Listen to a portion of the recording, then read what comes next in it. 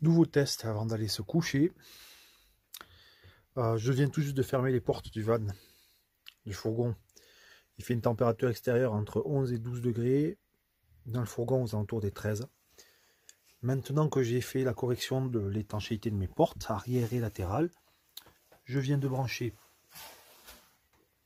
le radiateur sur la prise de mesure de consommation. Il est réglé pour maintenir une température de 15 degrés.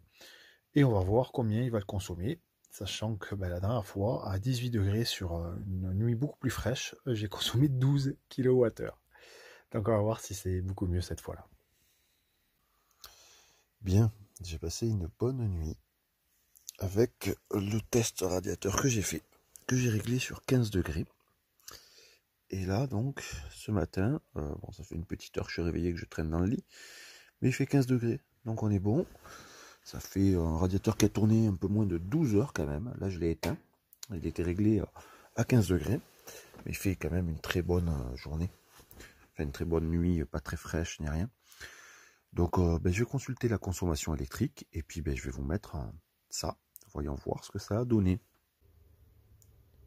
Allez, petit point sur la consommation des radiateurs électriques de 130 volts que j'avais branchés sur la rallonge venant de la maison de chez mes parents. Donc le premier essai, comme vous avez vu, c'était un radiateur de 130 volts classique à plus de 1000 watts.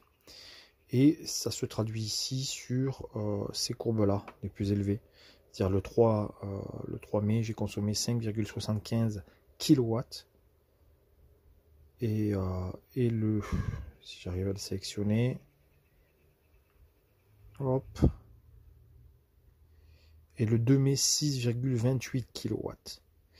Ce qui est énorme. Hein. Mais bon, ça correspond à 5-6 heures de fonctionnement avec un radiateur de 1000 watts.